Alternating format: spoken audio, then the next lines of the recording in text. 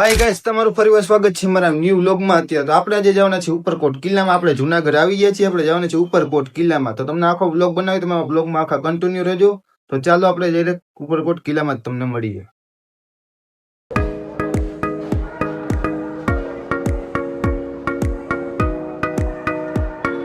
આપણે પહોંચી ગયા છીએ ઉપરકોટના ગેટે.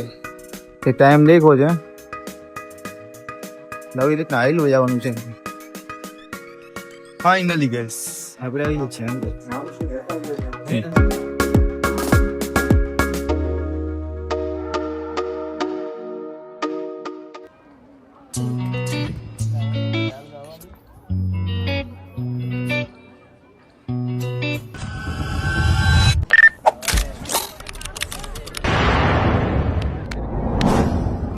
તો બહુ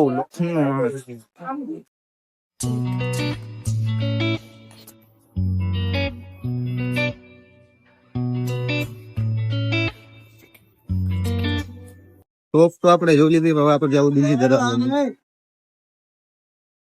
અહીંથી આમ નીકળ્યા, જવા આમ આગળ આવી જાય એવું હું દેખાય ખબર પડે.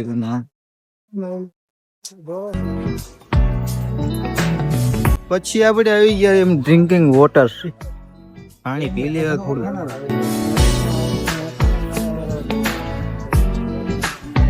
અંદર આવી ગયા ને આપણે એના બહુ ગુફા જોવા મળી ગઈ.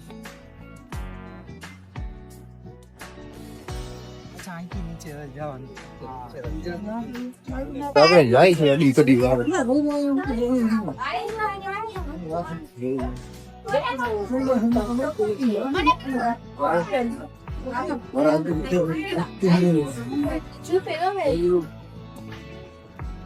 આપણે એક સાહસ કર્યો નીચે આવવાનું. બાકી બધા માણા ઉપર.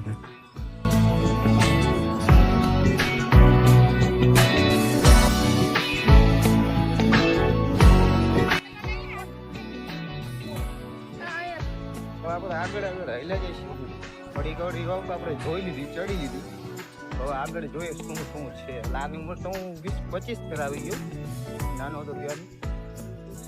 લોકેશન પર તમારે જ્યાં જુનાગઢ ફરવા હોય ને તો ઉપરકોટ તો એકવાર આવવું જ પડે. હું થાકી ગયો ઉપર અને સીડી ચડી એટલું થાકી ગયું. એટલું અમે ગિરનાર ચડવા ગયા તે નથી થાય. અને અહીંથી લોકેશન જોવું ભાઈ, કાંઈ ઘટે નહીં. આવું આપણે જાહેરાત વાંચીએ, महमूद गजनी खंडित गीर सोमनाथ मंदिर का चित्रण. એટલે આપણે બહુ કઈ જાજી ખબર ન પડે આમાં. તો ચાલો આપણે આગળ કન્ટિન્યુ ચાલુ રાખીએ.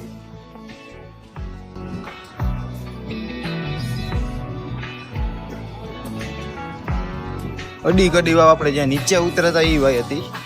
અને હવે આપણે આમ આગળ જાવું અહીંથી ચડીને. એટલે આપણે આ મળી ગયો આપણો રોડ, મેઇન રોડ જે જાય છે. અહીંયા નીચે મકાન બનાવેલો છે ને એ ગિરનારે તમને દેખા.